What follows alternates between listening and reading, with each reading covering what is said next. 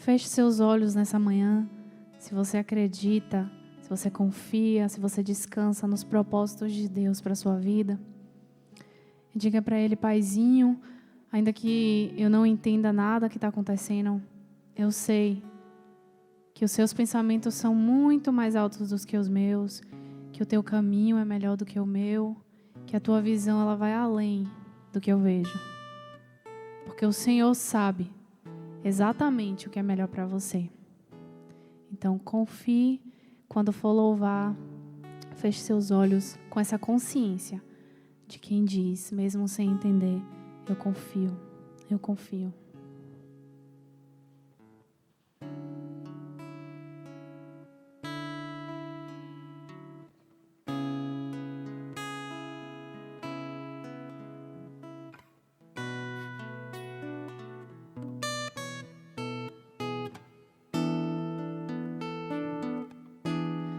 Mesmo sem entender, mesmo sem entender,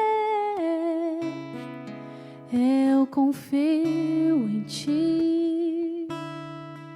Mesmo sem entender, eu sei que é o melhor para mim. Mesmo sem entender,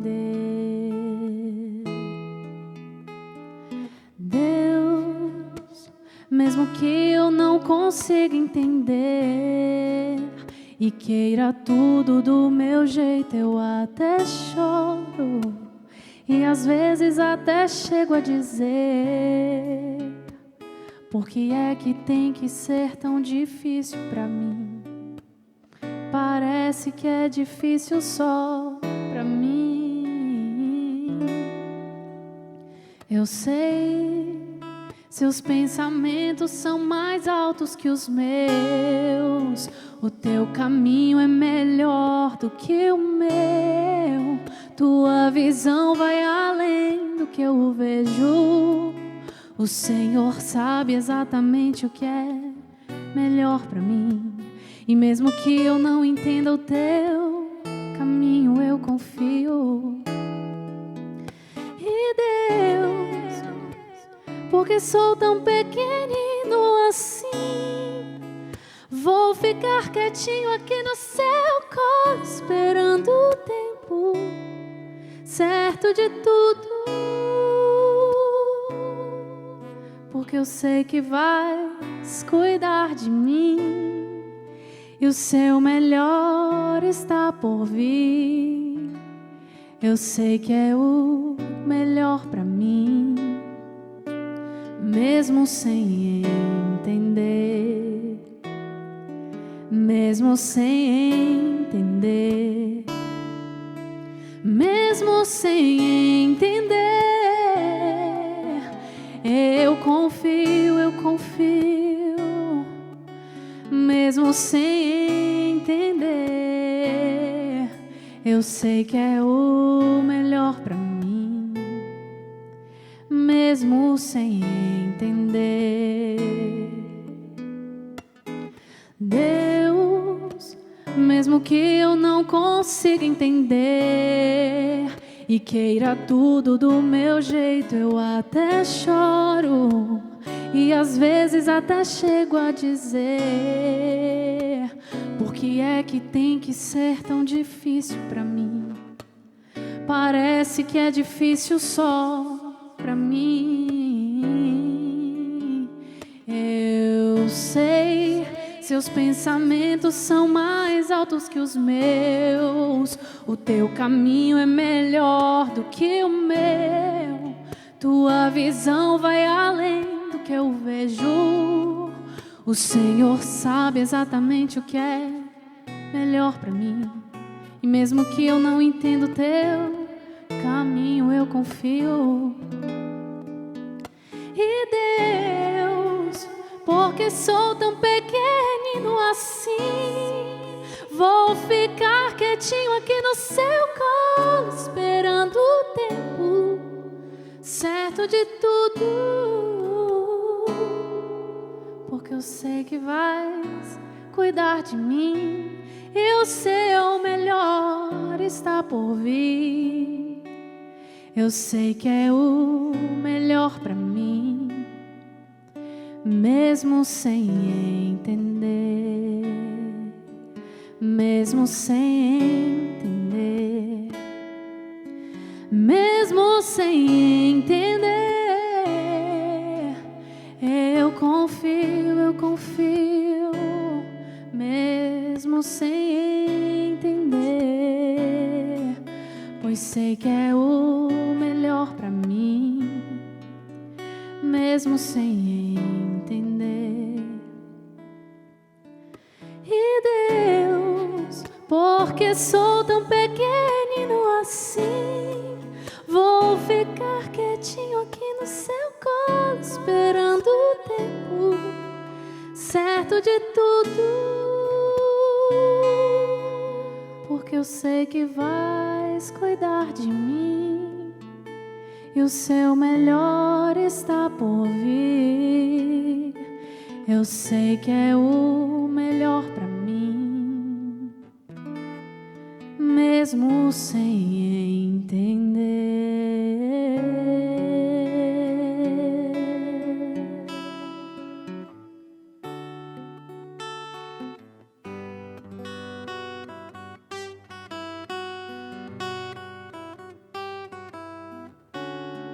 Mesmo sem entender, Deus, nós nos lançamos em Teus braços. Seguro estamos nos Teus braços, Senhor. Obrigada pelo Teu amor, Deus. Seguro estou nos braços daquele que nunca me deixou.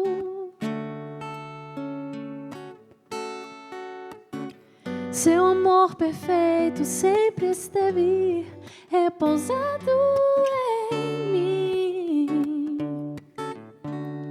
E se eu passar pelo vale, eu acharei conforto em Teu amor, pois eu sei que és aquele que me guarda, me guarda.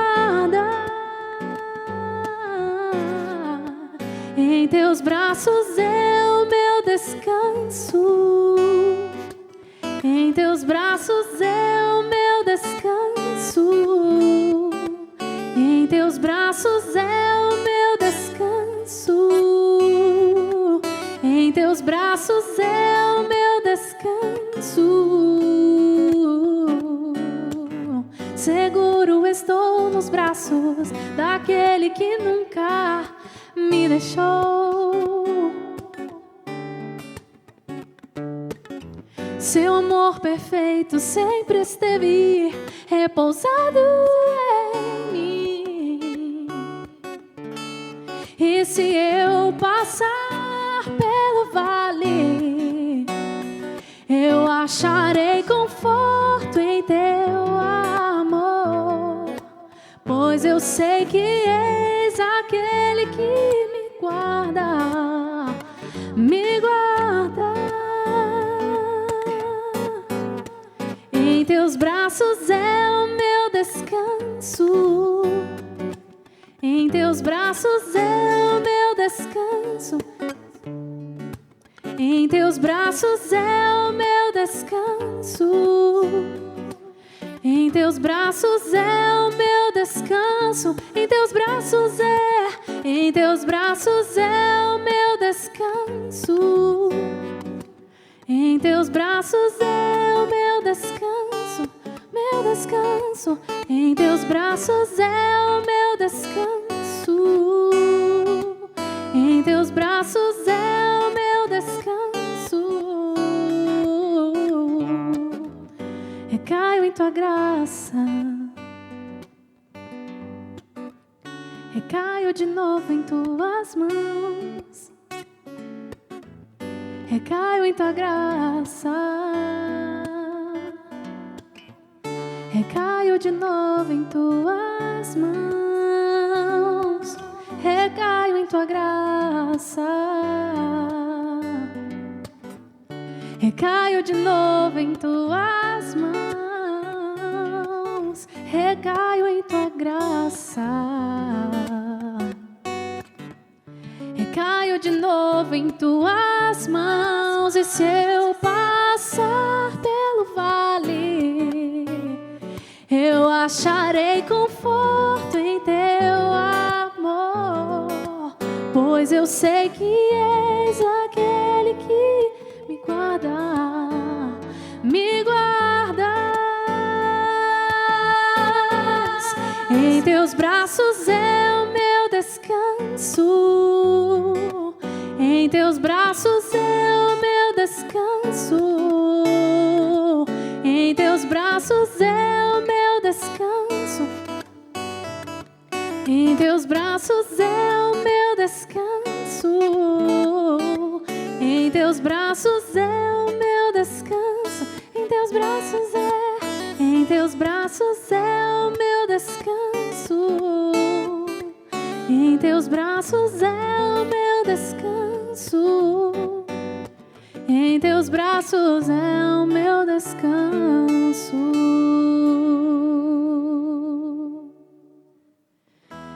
Aleluia, Jesus.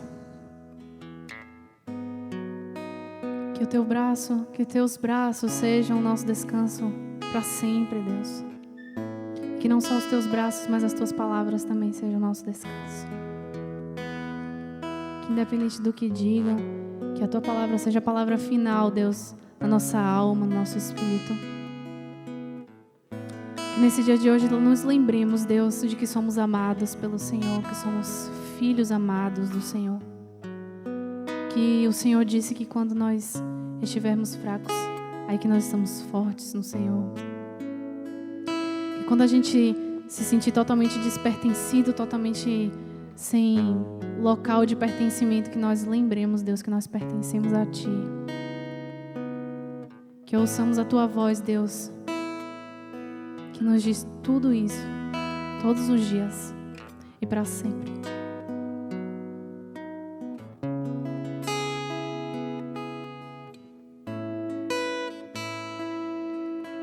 Luto contra vozes que me dizem que eu não sou capaz.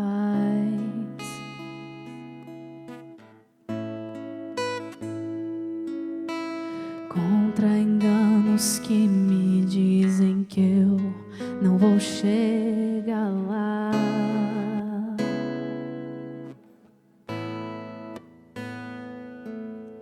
Meus altos e baixos nunca vão medir o meu valor.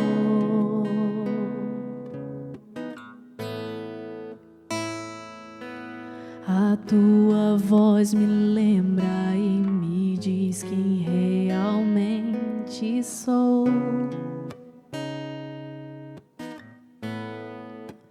Diz que amado sou, sem que eu me sinta assim.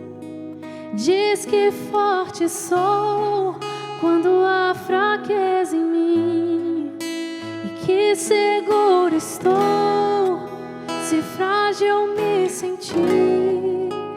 Que não estou só, pois eu pertenço a Ti.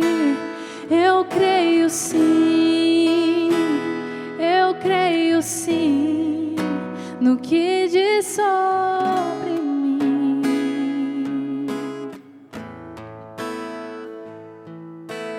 Tudo que me importa agora é o que tua voz me diz.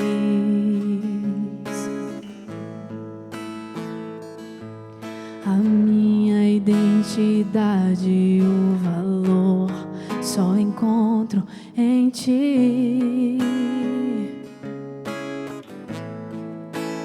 Diz que amado sou, sem que eu me sinta assim.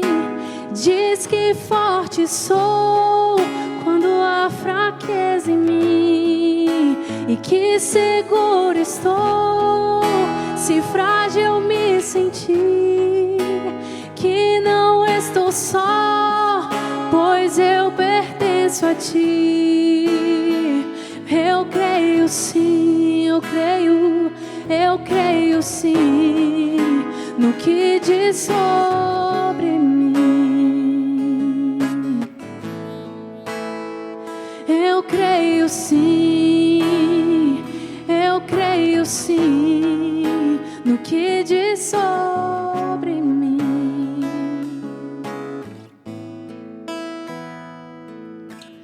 Tudo que eu tenho eu rendo aos teus pés, a mais ninguém.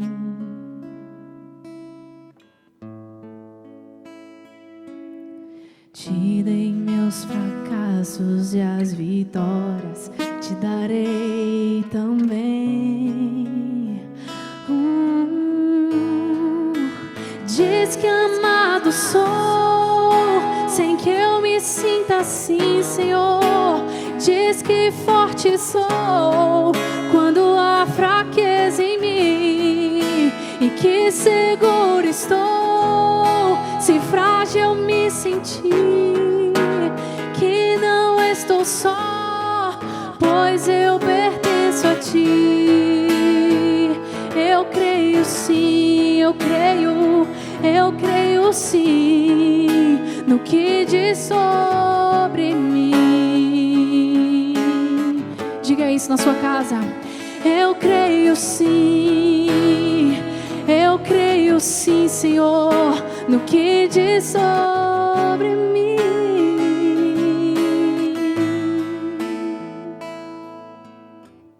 Aleluia, Jesus.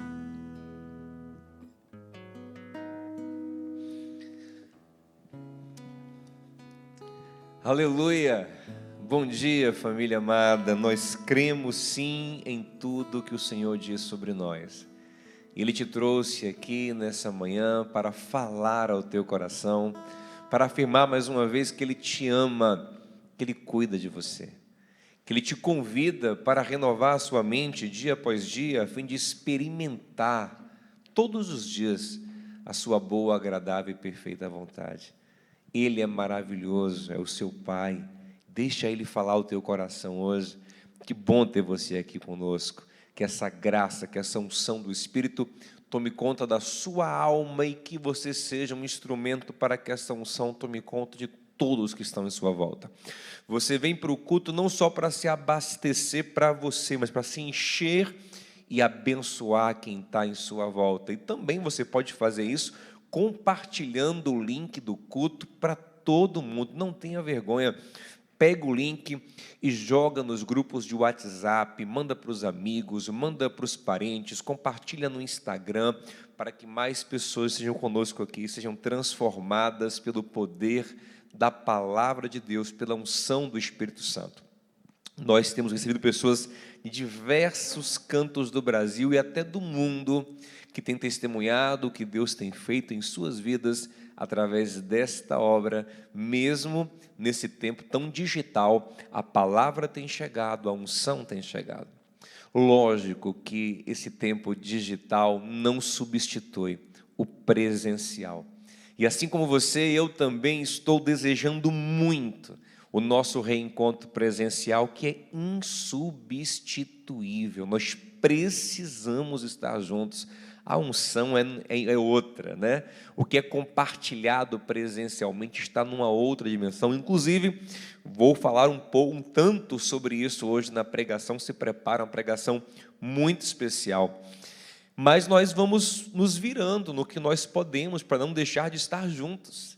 Você tem um chat aí, comenta nesse chat, celebra a sua unidade em Cristo, a sua comunhão com os seus irmãos, manda um alô para eles carinhoso, compartilha a vida da maneira que nós podemos hoje. Nós temos hoje grupos de comunhão. O que é isso? Um lugar onde eu vou me abrir para um relacionamento, eu vou conhecer e ser conhecido, eu vou dar e vou receber, eu vou receber oração e vou interceder pelo outro também, eu vou compartilhar dores e alegrias, e vou conviver, e vou crescer para a glória de Deus. Entra em contato conosco para participar do grupo de comunhão, e quem já participa, não deixa de participar, apoie o seu grupo, ame o seu grupo, porque isso é vida de Deus em nossas vidas. E vivemos esses dias uma polêmica no Brasil sobre a interferência do poder público, na liberdade religiosa.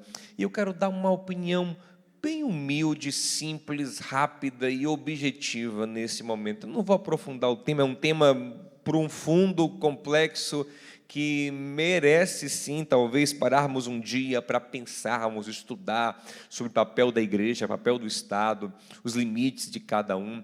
Entretanto, eu quero analisar pontualmente a situação, só porque muitos irmãos estão meio que querendo entender como a igreja deve se mover nesse tempo. Então eu vou colocar a minha opinião, a minha visão, respeitando quem pensa diferente. Eu compreendo as muitas pessoas que bem intencionadas, os mal intencionados eu não quero nem saber, não quero nem julgar, que Deus os julgue, mas os bem intencionados que falam, olha, a igreja está sendo perseguida e estão tirando o nosso direito de liberdade religiosa, que é direito constitucional, cláusula pétrea, que não pode ser mudado e tal. Mas, gente, vamos pensar o seguinte, será que é isso mesmo que está acontecendo no Brasil? Será que não é uma tentativa do poder público de nos forçar a uma consciência de cooperação para o bem-estar coletivo numa questão muito pontual, que é a questão sanitária? Será que de fato isso aponta para uma perseguição religiosa, para uma perseguição ideológica? Eu não estou dizendo que isso não pode acontecer sim, mas será que é isso que está de fato acontecendo? Eu queria tirar essa questão da pandemia e pensar com você outras questões. Por exemplo, é muito comum que igrejas desrespeitem as leis de poluição sonora e façam muito barulho. Eu te pergunto, o poder público deve ou não intervir quando a igreja prejudica a saúde auditiva dos seus vizinhos ali? Lógico que deve.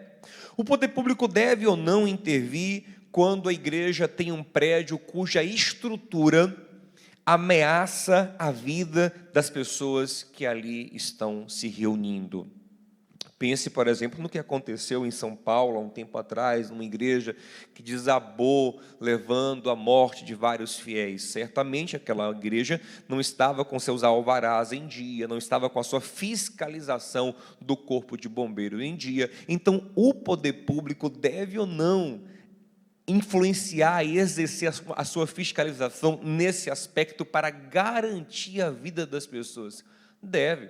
O poder público deve ou não exigir da igreja que cumpra regras relacionadas ao respeito ao tráfego dos veículos na sua rua, que a igreja não impeça o tráfego, mas permita uma circulação ordeira e fluida do trânsito no lugar que ela se estabelece, não colocando carros no meio da via? Sim, o poder público deve fazer isso. Da mesma forma, gente, o poder público hoje, ele está preocupado com a questão sanitária, com a contaminação. E por que eu não enxergo isso como uma perseguição religiosa? Porque essa exigência não tem sido feita só à igreja, mas tem sido feita também às escolas, aos clubes e a toda e qualquer organização que reúne gente. Porque hoje o que mais transmite o vírus é reunir gente, é aglomerar gente.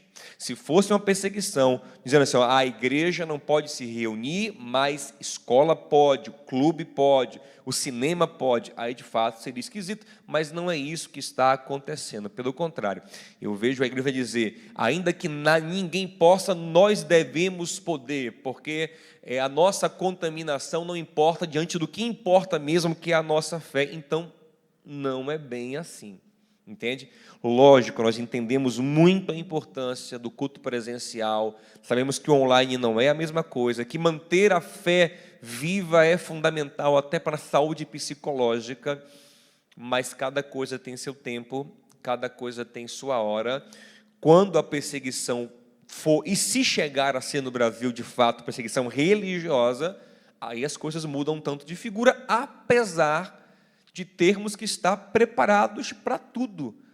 Jesus nunca disse à igreja que ela deveria entrar em desespero, em pânico, ou entrar num combate carnal com quem quer que seja por uma perseguição religiosa. Pelo contrário, estar pronta para essa perseguição, mas também, como nós somos cidadãos de um país democrático, onde o poder emana do povo, sim, temos voz, temos opinião, e se vier perseguição de fato religiosa, vamos opinar, vamos protestar, vamos lutar, para ter liberdade, para que o Estado se mantenha laico, que é a melhor coisa do mundo.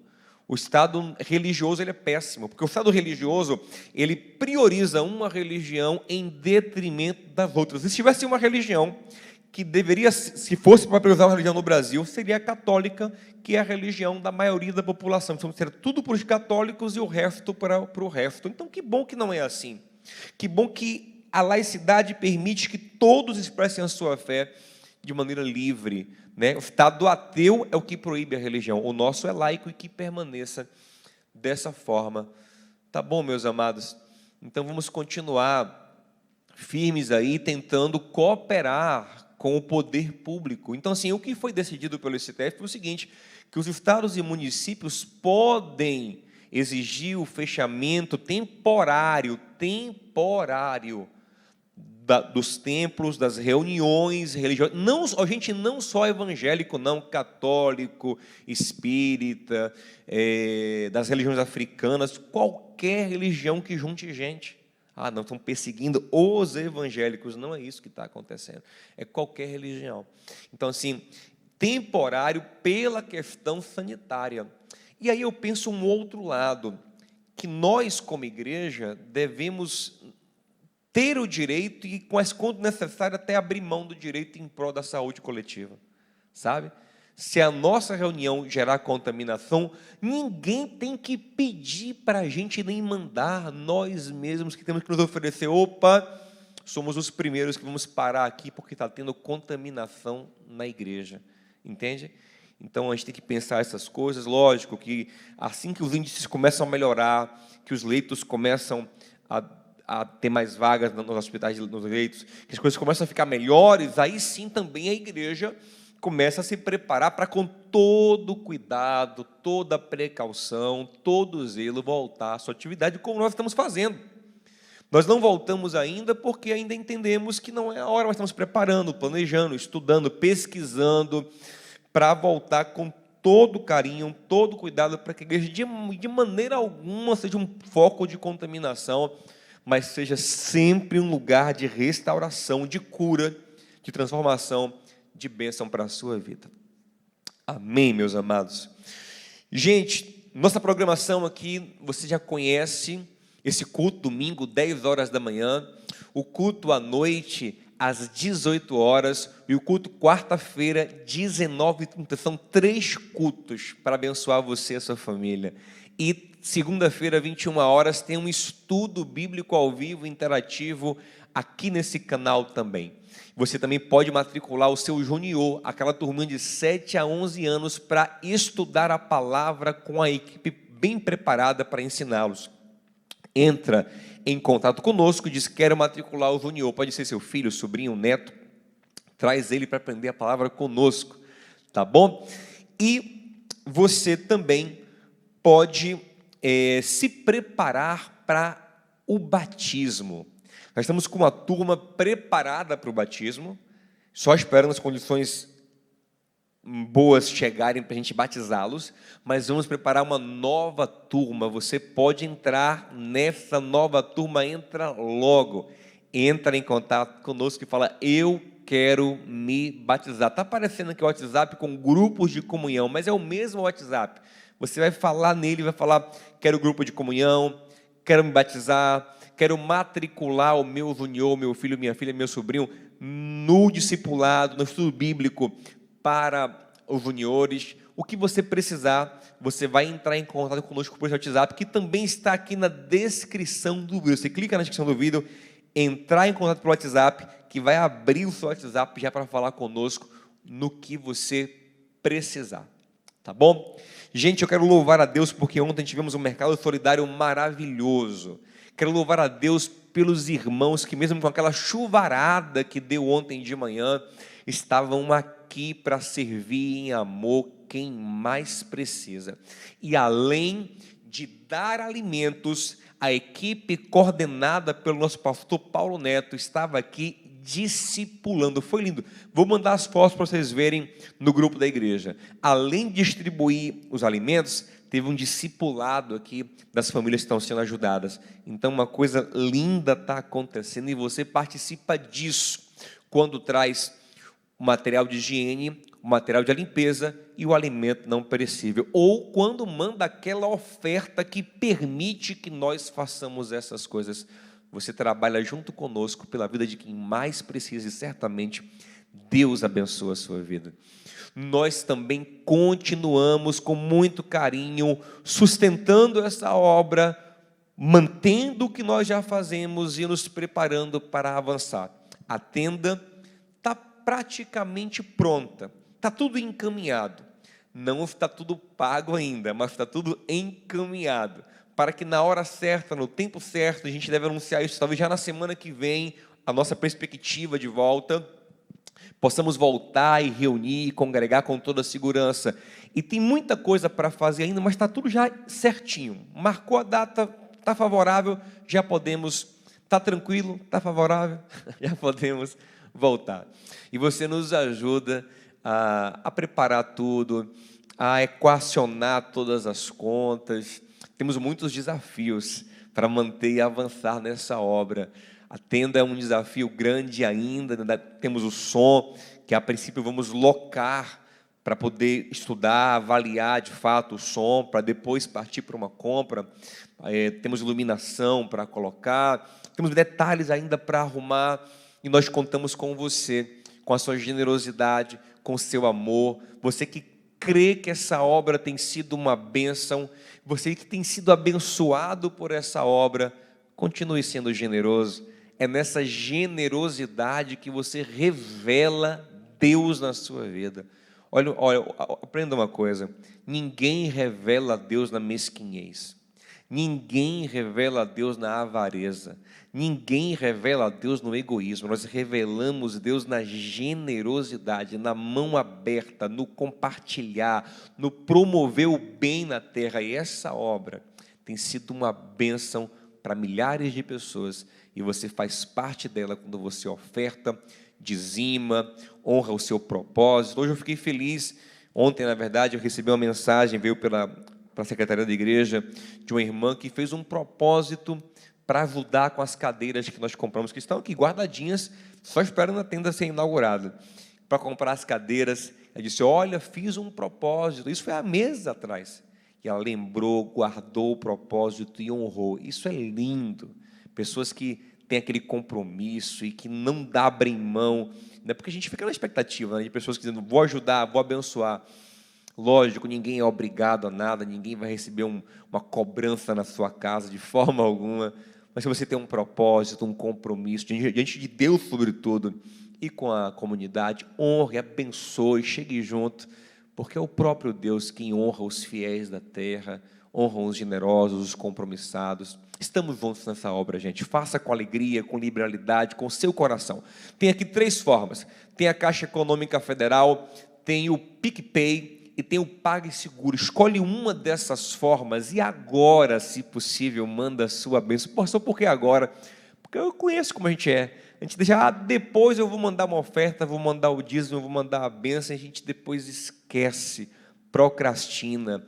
Então abençoe agora, seja agora generoso com a obra do Senhor. A gente vai orar junto depois aqui, pedindo que o Senhor nos abençoe, nos fortaleça em tudo. Então agora já tenho o prazer de trazer para a obra de Deus. Manda pela Caixa Econômica, pelo PicPay, pelo PagSeguro, aquilo que Deus colocou no seu coração, porque é assim que a gente deve ofertar, com coração, com generosidade, para abençoar a obra do Senhor. Vamos cantar uma canção e já voltamos com uma palavra muito especial para abençoar você, a sua casa. Pega esse link e espalha ele, porque essa palavra vai abençoar muita gente hoje, em nome de Jesus.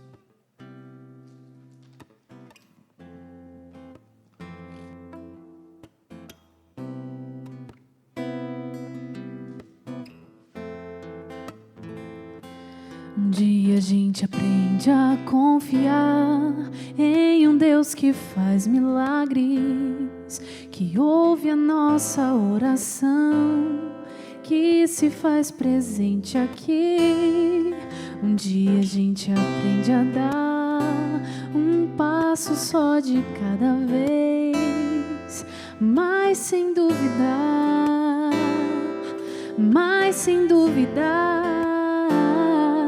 que Ele continua sendo bom, que Ele continua sendo Deus, que Ele continua sendo bom, que Ele continua sendo Deus.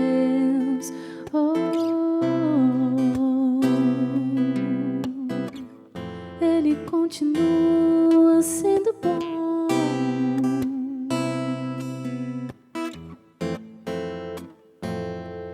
Então chega o dia de viver tudo que se aprendeu e a enxergar até o que não se pode ver. Chega o dia de entender, até ouvir o não de Deus, mas sem duvidar,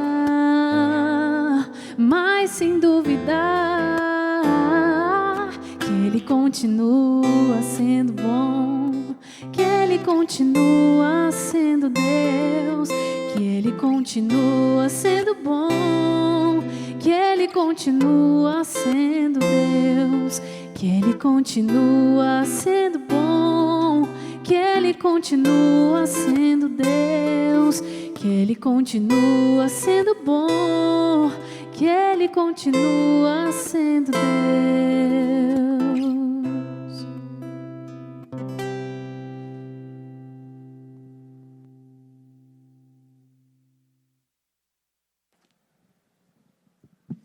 Aleluia, Ele continua sendo bom, Ele continua sendo Deus. Vamos fazer uma oração de gratidão a Ele por sua bondade e misericórdia.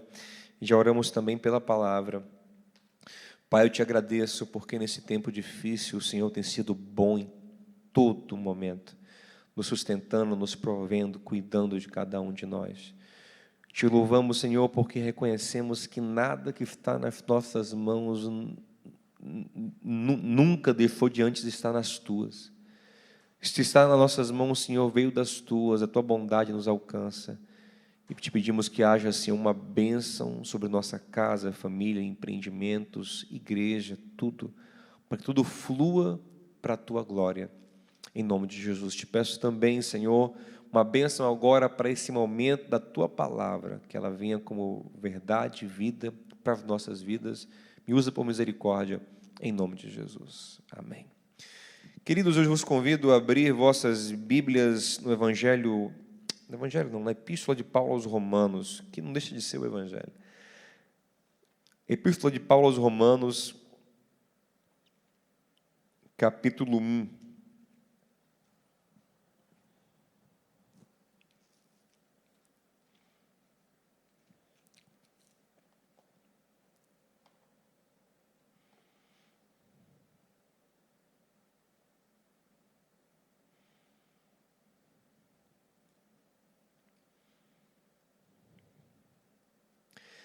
A partir do versículo 7. Romanos 1, versículo 7 diz assim: A todos os que em Roma são amados de Deus e chamados para serem santos, a vocês graça e paz da parte de Deus, nosso Pai, e do Senhor Jesus Cristo. Antes de tudo, sou grato a meu Deus, mediante Jesus Cristo, por todos vocês, porque em todo o mundo está sendo anunciada a fé que vocês têm. Deus, a quem sirvo de todo o coração, pregando o evangelho de seu Filho, é minha testemunha de como sempre me lembro de vocês em minhas orações e peço que agora, finalmente, pela vontade de Deus, seja-me aberto o caminho para que eu possa visitá-los. Anseio vê-los, a fim de compartilhar com vocês algum dom espiritual para fortalecê-los. Isso é, para que eu e vocês sejamos mutuamente encorajados pela fé. Quero que vocês saibam, irmãos, que muitas vezes planejei visitá-los, mas fui impedido de fazê-lo até agora. Meu propósito é colher algum fruto entre vós, assim como tenho colhido entre os demais gentios.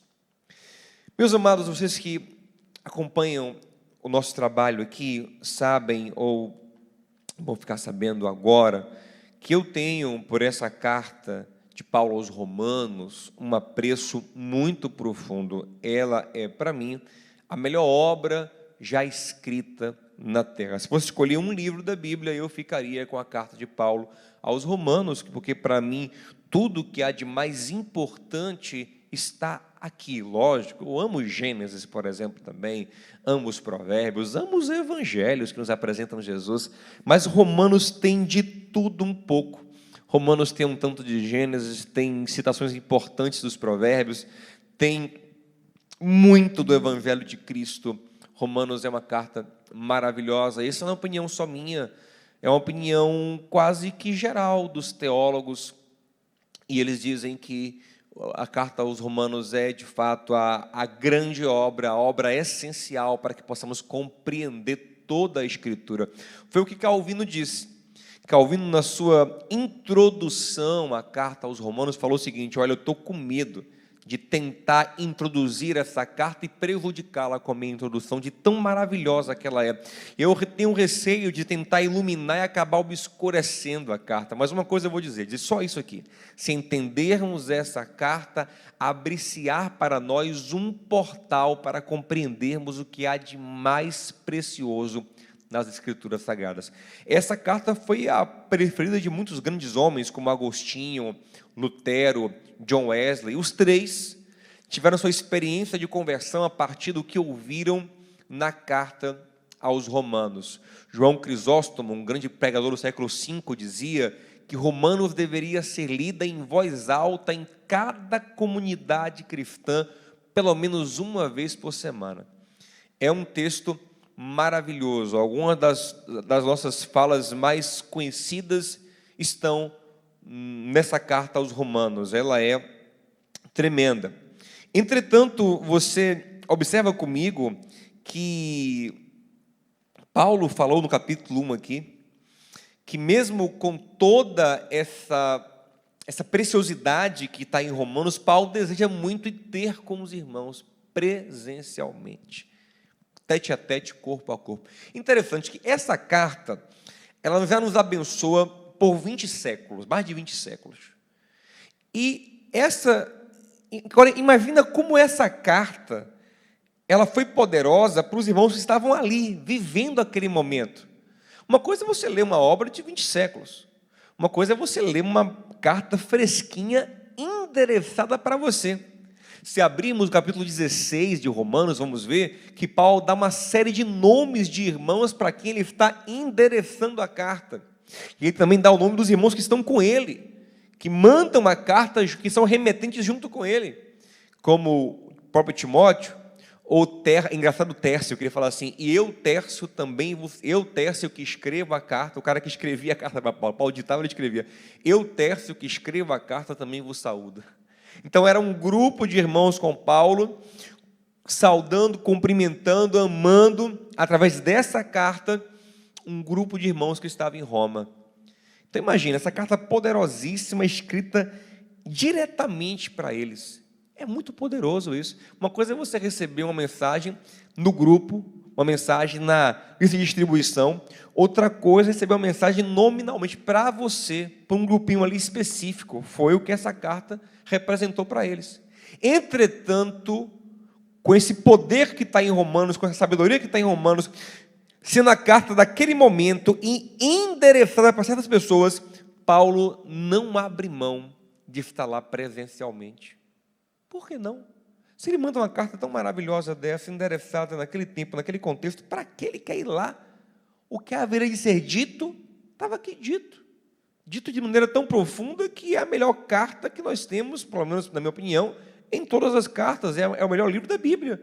E para que Paulo ainda tem que ir lá? Fazer o que mais? Você já mandou a carta, Paulo? Já mandou uma baita de uma carta, para que você tem que ir lá? E aí ele fala, eu em todas as minhas orações, eu peço a Deus para ir aí. Olha, em todas as minhas orações, eu anseio vê-los. Ele fala mais, nós lemos juntos, tentei várias vezes ir vê-los e não consegui, fui impedido. Paulo, por que tanto, se você mandou a carta aos romanos? Porque tem coisas que não acontecem à distância. Tem coisas que só acontecem presencialmente, tete a tete e corpo a corpo. Isso nos fala muito sobre o que Deus quer para a gente. Isso aqui não é uma pregação sobre a defesa da importância do culto presencial, muito mais do que isso. Isso faz parte. Essa é uma pregação sobre a defesa da nossa presença na vida uns dos outros. De coisas que a distância não pode suprir. Coisas que a distância não cabem no online, não cabem numa carta como essa maravilhosa. Tem coisas que a gente só recebe quando convive de perto. Por exemplo, lá na carta aos Hebreus, autor desconhecido, que eu desconfio que seja o apóstolo Paulo, me parece ele mudando o estilo para driblar os hebreus, os judeus que perseguiam ele. E lá no capítulo 6, primeiros versículos, ele fala sobre coisas essenciais, sobre doutrinas fundamentais. E dentre o que ele chama de doutrina fundamental, sabe o que está, irmãos? A imposição de mãos. Paulo fala que esticar as mãos sobre alguém, olha que coisa poderosa, é fundamental para a fé cristã. A fé cristã, ela é uma fé de toque. Ela é uma fé onde a unção, o amor se manifestam no toque, no tete a tete, no corpo a corpo, no face a face. Isso me faz lembrar Jesus com o leproso que cai aos seus pés, ali em Marcos capítulo 1, Mateus 7 também conta a mesma história. O leproso cai ali e fala, Senhor, se tu quiseres, eu fico limpo. E o texto fala que ele se moveu de íntima compaixão, estendeu a mão, tocou no homem, disse, eu quero. Gente, Jesus não precisava tocar naquele homem para curá-lo. Ele curou 10 paralíticos à distância com uma palavra, mas ele toca, porque aquele toque ali restaura outras coisas naquele homem carente, que há anos não era tocado por ninguém por causa da sua lepra. Então a fé cristã é muito mais do que a gente abrir um vídeo e aprender uma palavra e ouvir uma canção.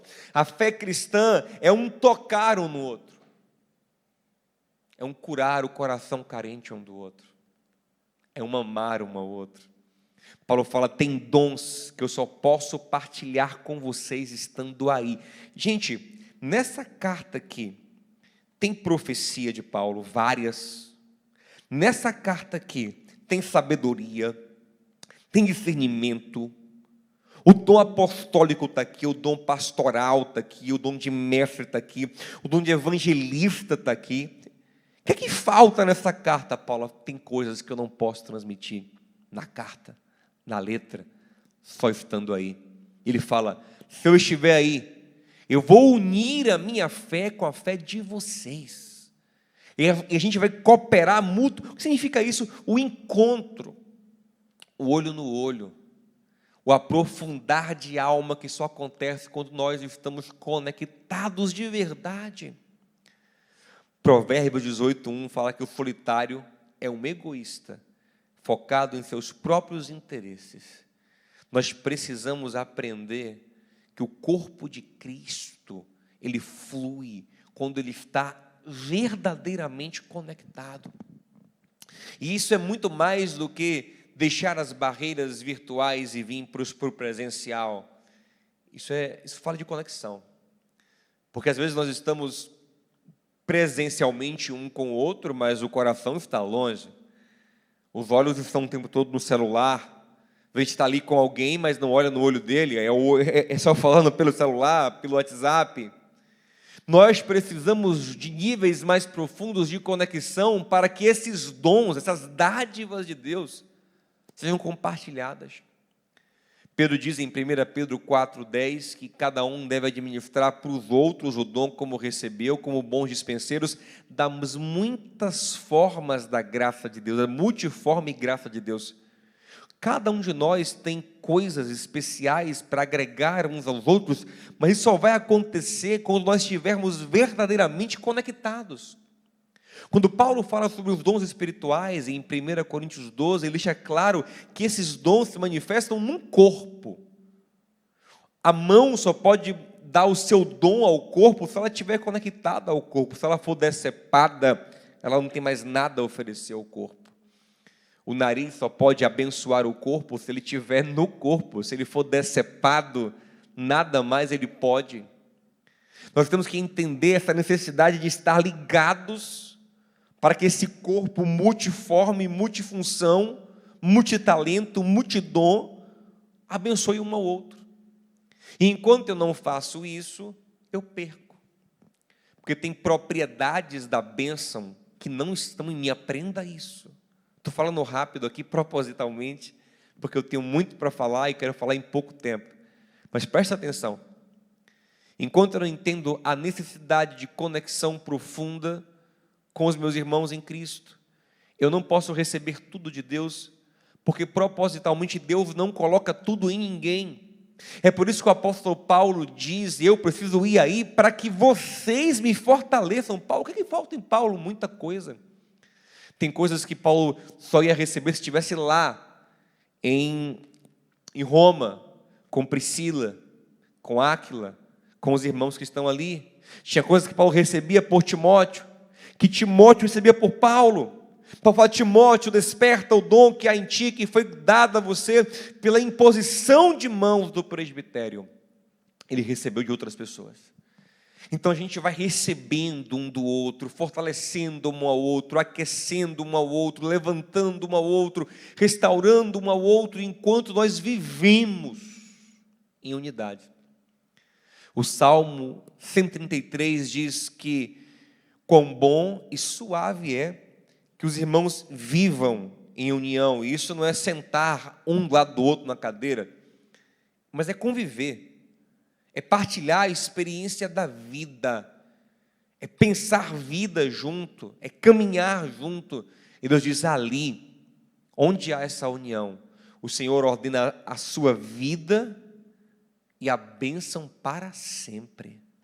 A bênção é ordenada nesse lugar, porque esse lugar é onde de fato Deus está sendo revelado. Porque Deus é revelado no encontro dos homens, que é o amor, o vínculo perfeito, segundo Paulo.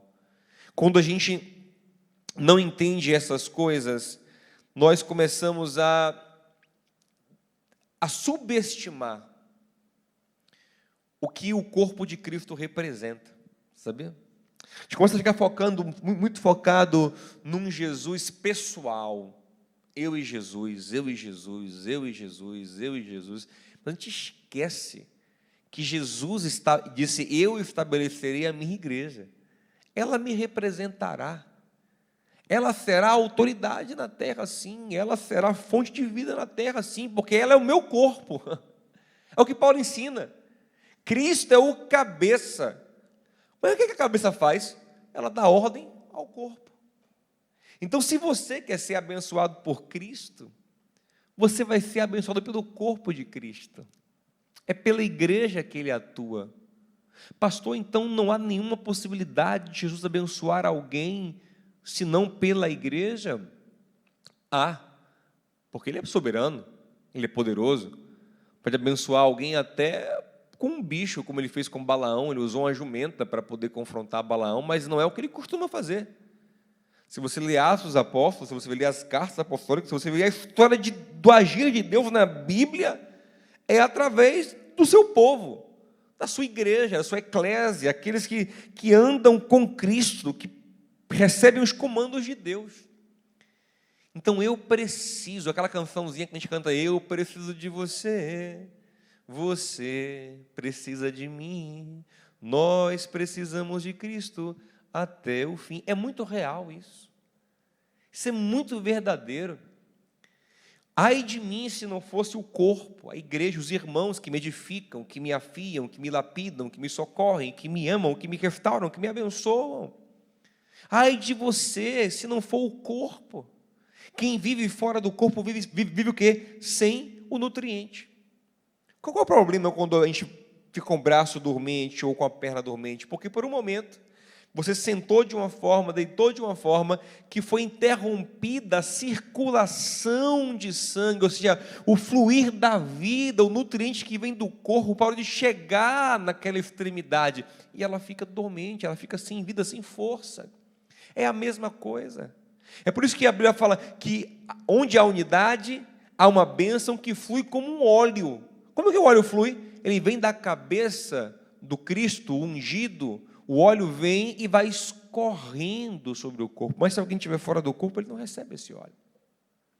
Lá em Lucas 24, vemos 2 discípulos de Jesus que estão se afastando de Jerusalém, o lugar onde ele mandou que eles ficassem, esperando a promessa. Eles estão se afastando de Jerusalém, rumo a Emaús, e o Senhor então aparece para conversar com eles, se revelar a eles, mas quando eles percebem que é Jesus, Jesus some. Interessante, né?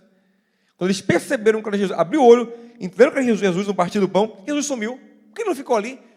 Porque ele foi ali só buscá-los para o lugar certo. Aí eles entendem que é Jesus e fazem o quê? Imediatamente se levantam e voltam para a comunhão em Jerusalém. Quando eles voltam para a comunhão em Jerusalém, chegam lá e começam a contar o que aconteceu. Aí o próprio Jesus aparece de novo no meio deles. Ou seja, foi buscar eles do lugar de afastamento para o lugar de comunhão. E aqui sim tem mais de Jesus. Entende?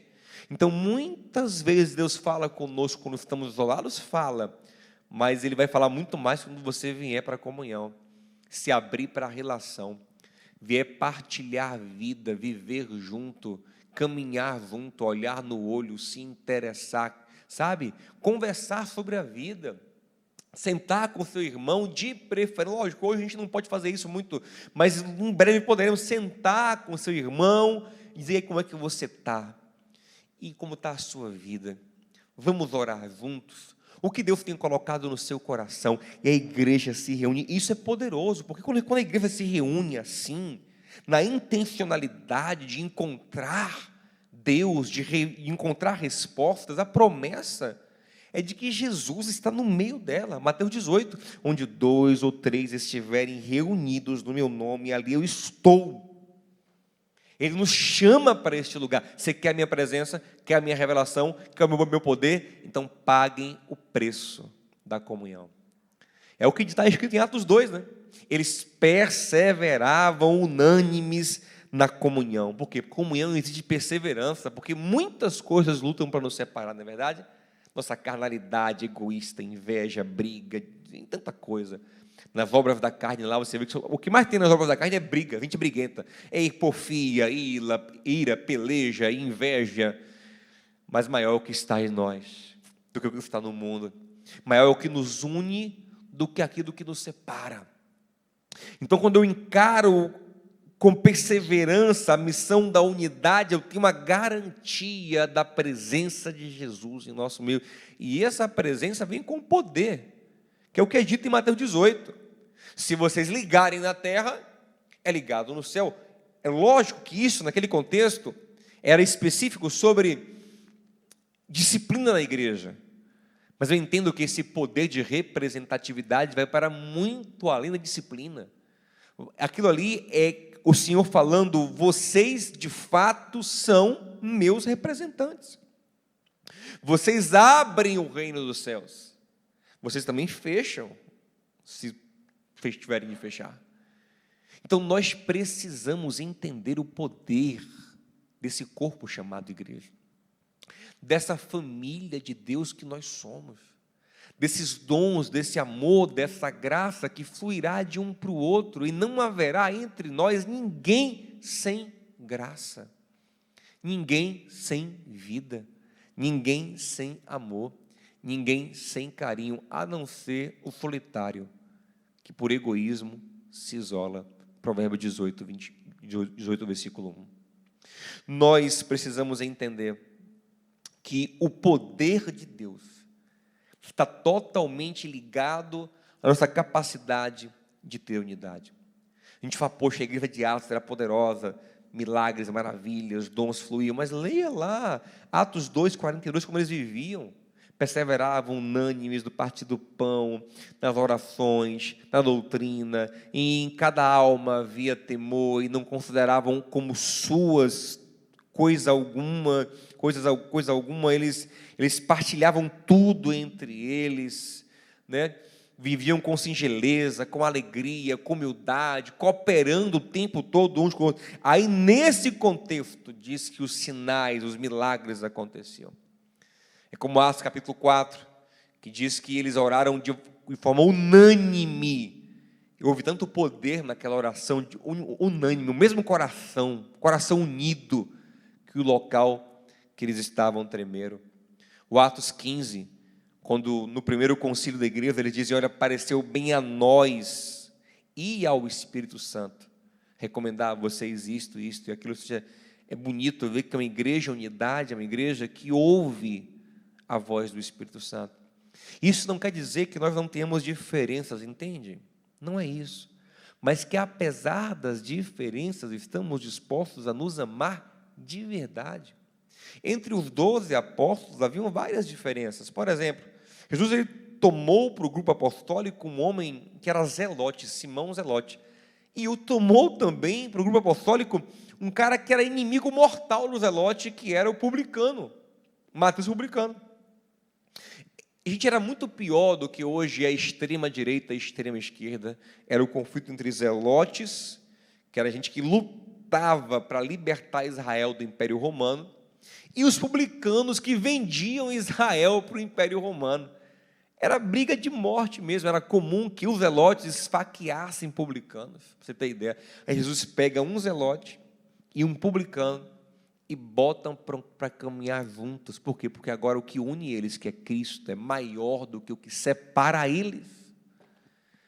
Então eu vejo gente unida por tanta coisa, por ideologias políticas, por causas sociais, por time de futebol. Você vai num estádio de futebol, o cara abraça o cara do lado para comemorar o gol do time. O cara nunca nem viu aquele cara.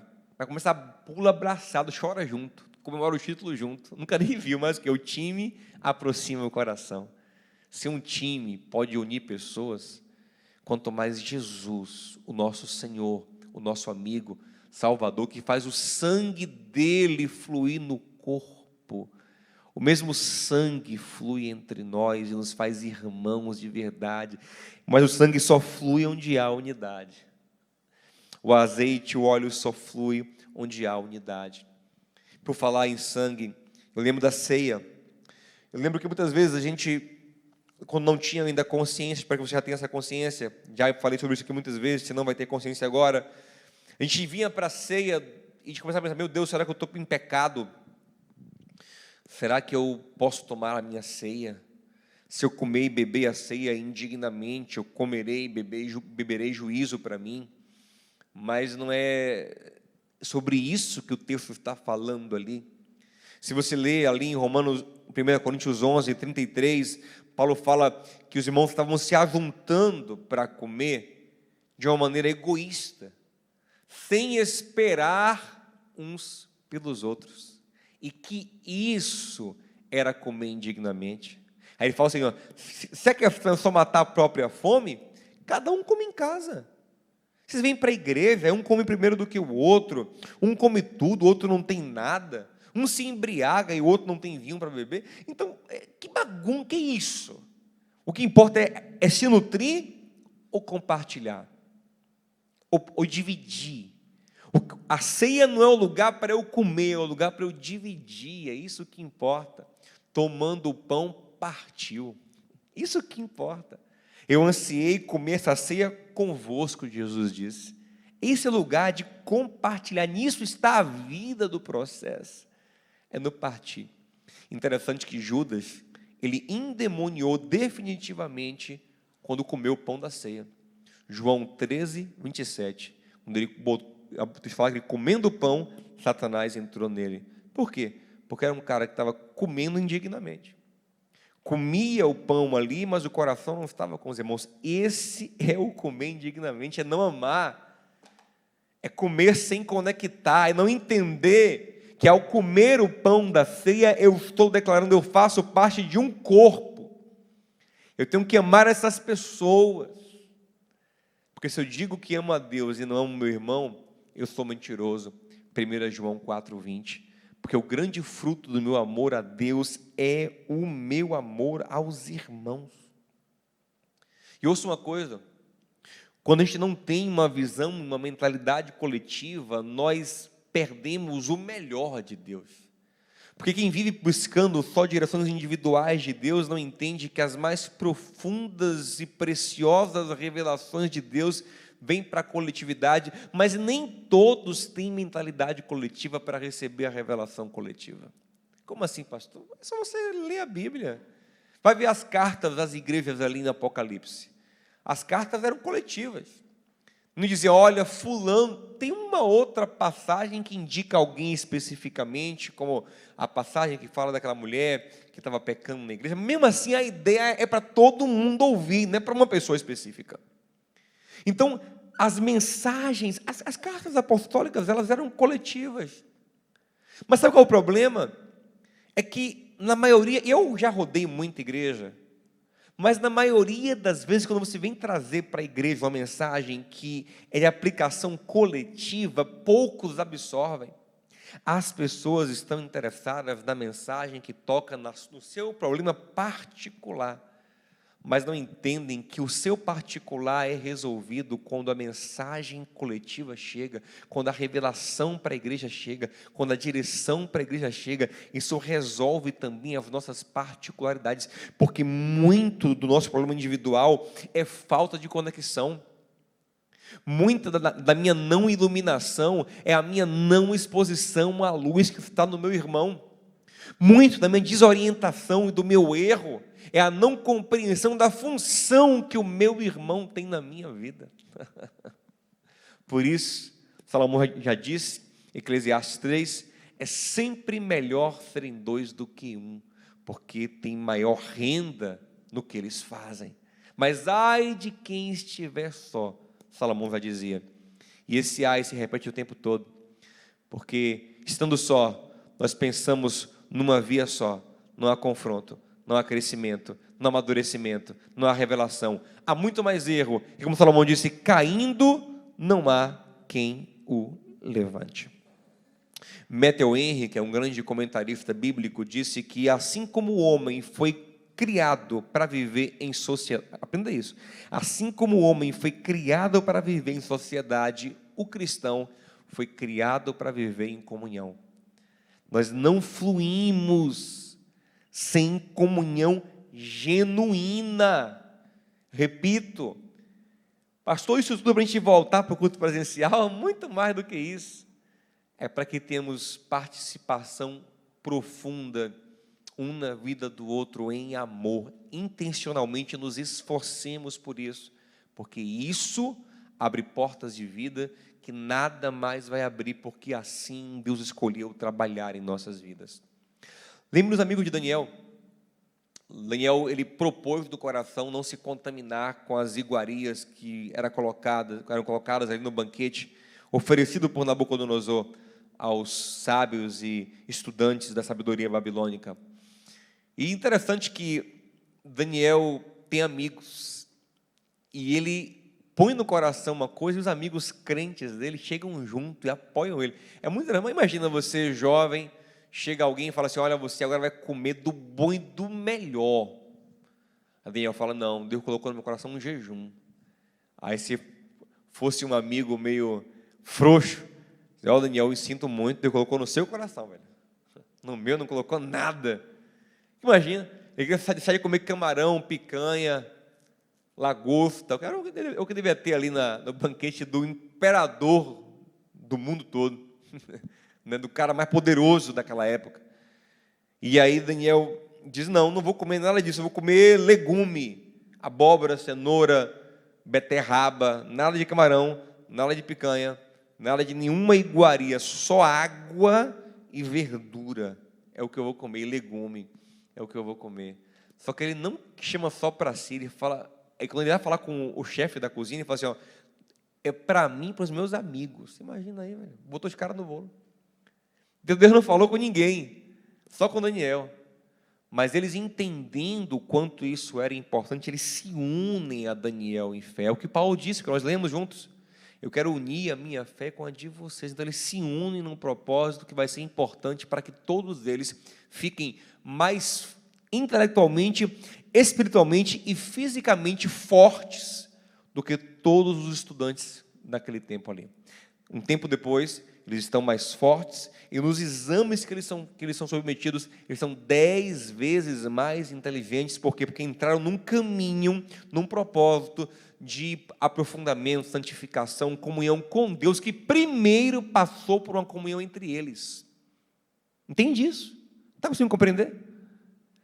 Daniel só chega nesse nível de maturidade, de sabedoria, de unção, de força física, inclusive, porque ele encontrou em amigos apoio para chegar nesse lugar.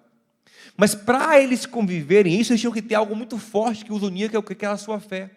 Eles entendiam que a fé os aproximava, os tornavam uma equipe para ir para níveis mais altos.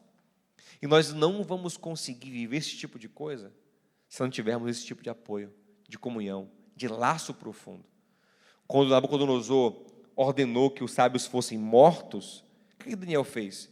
Correu nos amigos, disse, vamos orar juntos. E um apoiou, um sustentou o outro em oração, até que a revelação veio para Daniel. E a primeira coisa que Daniel fez, quando foi promovido a um cargo alto em Babilônia, foi pedir ao imperador que colocasse os 3 amigos em funções importantes, porque eles estavam andando em unidade. Jesus, ao se sentir profundamente angustiado, pede aos seus 3 amigos íntimos que orem com ele. Jesus precisou disso, quanto mais eu e você. Enquanto nós não abrirmos a mente para isso e continuarmos iludidos achando que nós nos bastamos em fé, perderemos muito, gente. Nós não nos bastamos, nós dependemos, interdependemos uns dos outros. E eu sei que às vezes a gente pensa assim, não, mas poxa, essa galera de igreja, galera chata, porque às vezes você pensa assim, não, a pessoa não tem comunhão porque ela é ruim de relacionamento, mas não é, porque você vê que ela tem boa relação no trabalho, na faculdade, na família, mas na igreja ela não consegue fluir com os irmãos em Cristo.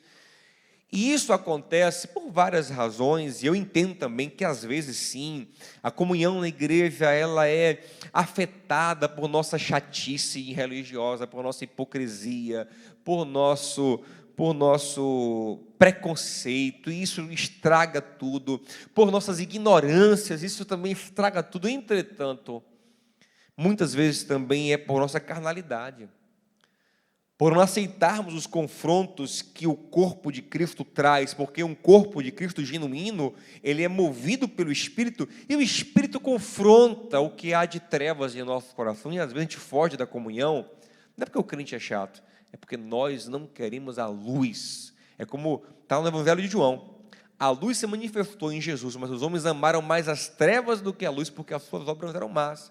Então, às vezes, me aproximar muito de quem busca Deus me incomoda, porque a luz que Ele vai trazer, eu não quero receber, eu não quero iluminar esse canto aqui da minha vida. Então, a gente tem que pensar sobre isso também.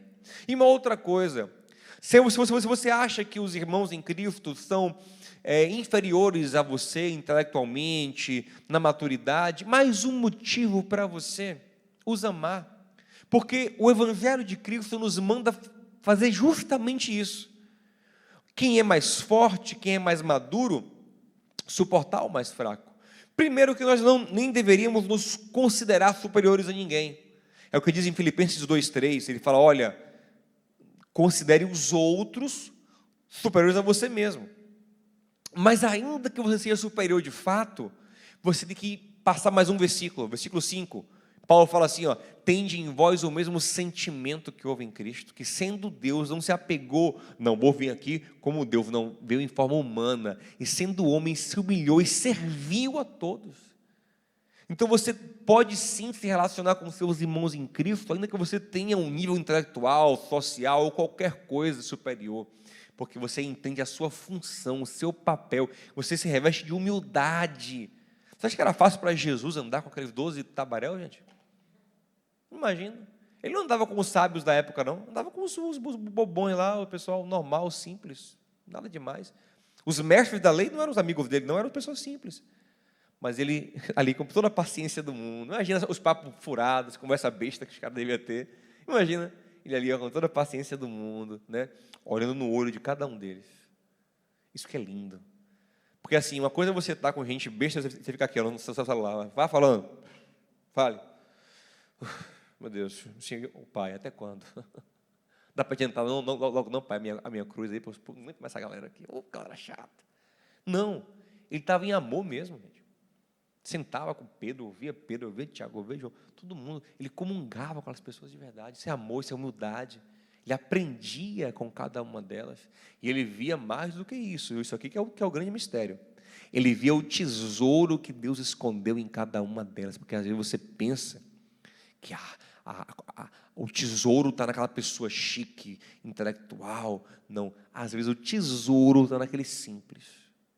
É o que Paulo disse em 1 Coríntios 1. Vede, irmãos, que não são muitos os sábios segundo a carne que são chamados por Deus, nem muitos nobres, nem muitos poderosos, mas Deus, em sua sabedoria, escolheu as coisas fracas, desprezíveis deste mundo, as que não são, para confundir as que são. Muitas vezes o nosso preconceito nos rouba as maiores bênçãos, e talvez as pessoas que serão maiores bênçãos na sua vida é gente que você nunca imaginou que fosse ser tão especial, mas dentro dela há uma graça, há uma unção, há uma vida de Deus que vai ser bênção para a sua vida. Portanto, seja humilde, seja humilde. E eu quero encerrar dizendo a você que Jesus, ele não abria mão dos seus discípulos. É impressionante isso. Ele não abria mão daquela unidade. Ele foi chamado para um casamento, levou todo mundo. Aonde ele ia, levava os seus. E antes de ir embora, disse a eles: nisto conhecerão que sois meus discípulos, quando vos amardes uns aos outros. E a oração final dele para os discípulos, João 17, é: Pai, eu oro para que eles sejam um, como nós somos um. Ou seja, discípulos, vocês viveram comigo aqui, perceberam o que eu fiz? E quando eu subir, o meu grande desejo é que vocês vivam assim. Isso é o Evangelho. Nisso fluirá o amor e a graça e o poder divino sobre a vida de vocês. Ó, quão bom e quão suave é que os irmãos vivam em união. Interessante. Paulo escreve essa carta, e essa carta de Romanos, ela é poderosa, como já falamos, e ele fala da importância de estarmos juntos, estarmos unidos, e que a carta não substitui a comunhão presencial, tete a tete, olho no olho, o toque, a imposição de mãos. Mas tem um momento que ele fala sobre afastar-se de pessoas. Lá no final da carta, capítulo 16, versículo 17, ele fala sobre se afastar, sabe de quem? De quem provoca divisão. Então, que coisa interessante. A única pessoa de quem eu tenho que me afastar de verdade é aquele que luta contra a unidade. Porque esse é o grande perigo.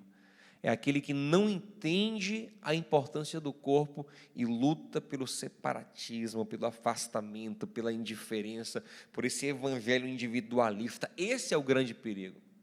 Esse é o grande perigo. Então nós temos que entender, meu irmão, definitivamente, que eu preciso de você, você precisa de mim, e que nesse lugar de unidade, Deus ordena a bênção. E às vezes a nossa bênção está retida justamente por isso, por tanto de individualismo, de egoísmo, de pensar só em nós mesmos, de não entender que o Pai é nosso. Senhor, ensina-nos a orar. Ore assim: Pai nosso, perdoa o nosso pecado, nos dá o pão, nos livra do mal. Então não deixe cair tudo no plural. A consciência do Evangelho é plural, é toda plural. é a minha vida, é o meu anseio, o que eu quero. Às vezes o irmão está sofrendo e você nem lembra dele na sua oração. Eu lembro de Jó. Jó passou um tempo debatendo com Deus sua própria dor e nada acontecia.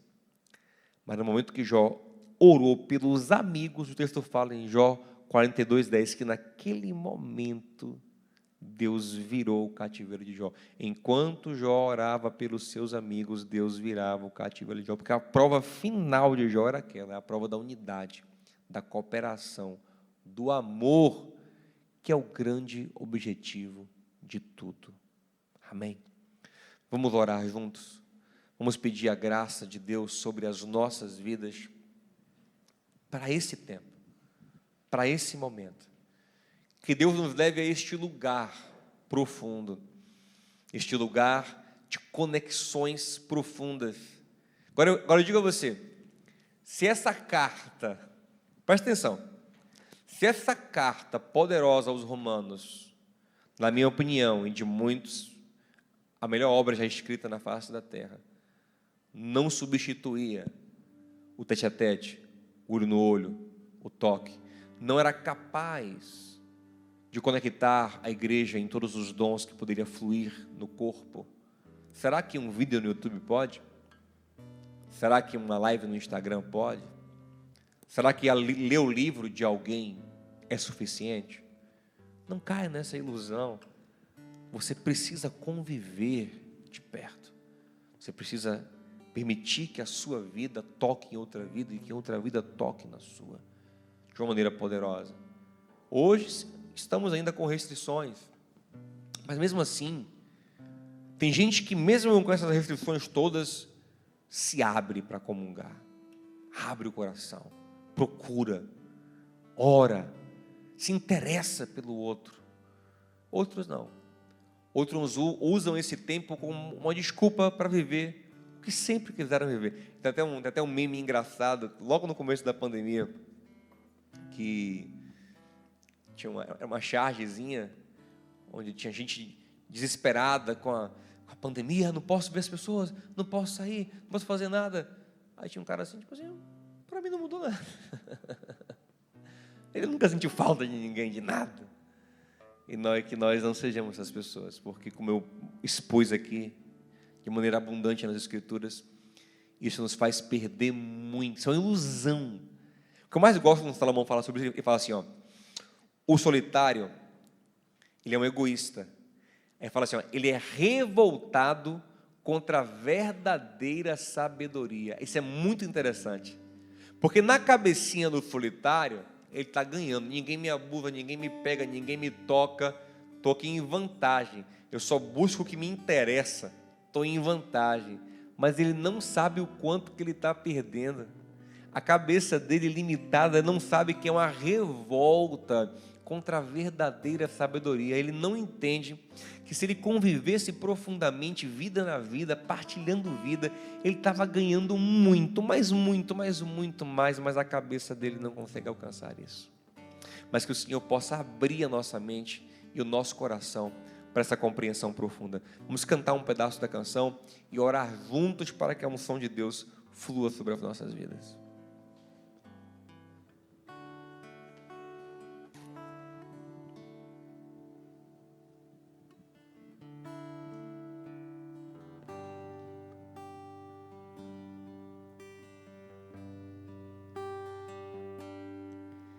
Recebi um novo coração do Pai, coração regenerado, coração transformado, coração que é inspirado por Jesus. Como fruto desse novo coração, eu declaro a paz de Cristo, te abençoo, meu irmão. Preciosa é a nossa comunhão. Somos corpo e assim bem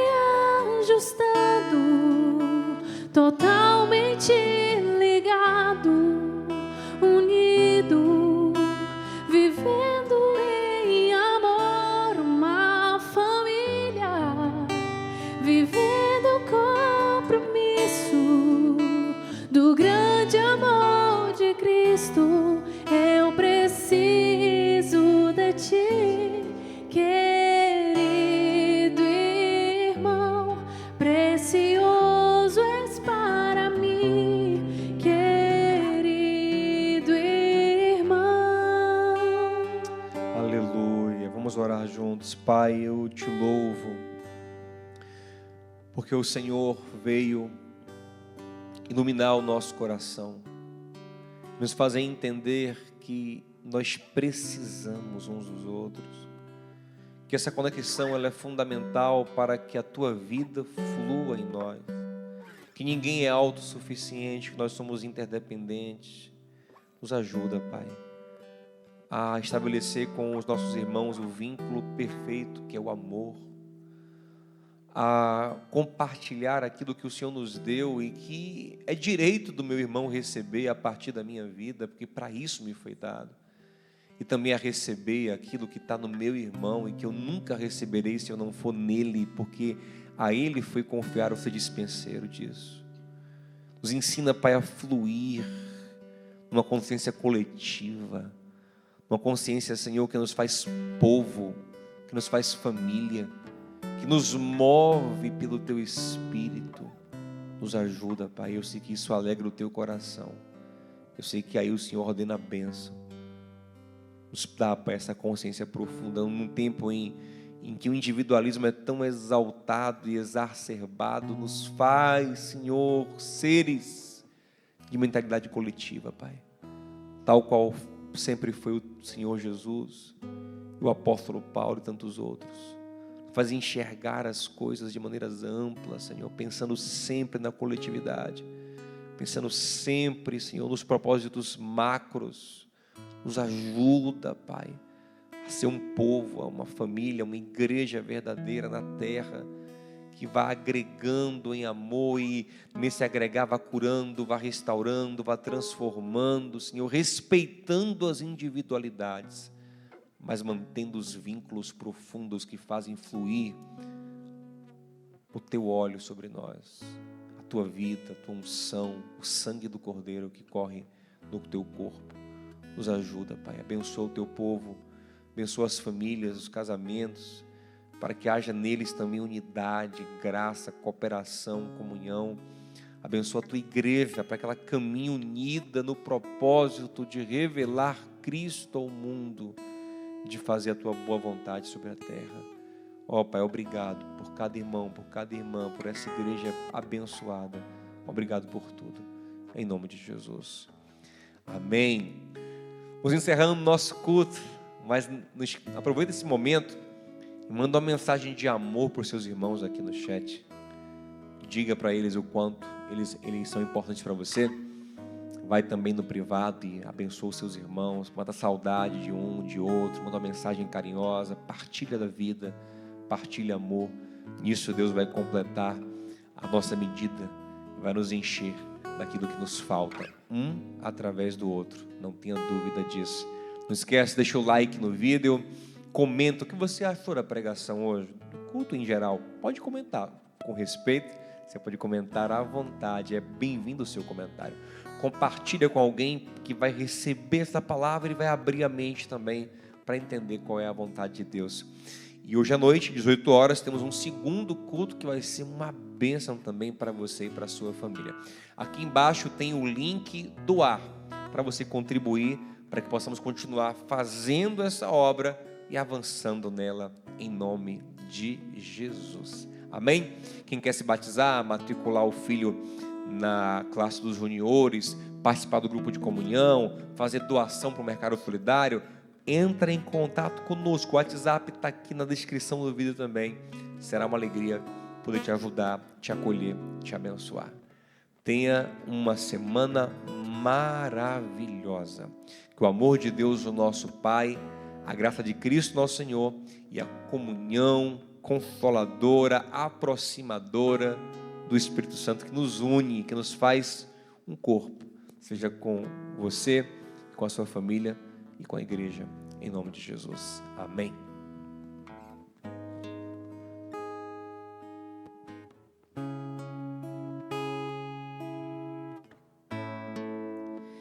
Diz que amado sou, sem que eu me sinta assim. Diz que forte sou, quando há fraqueza em mim. E que seguro estou, se frágil me sentir. Que não estou só, pois eu pertenço a ti. Eu creio sim, eu creio sim, no que diz sobre mim.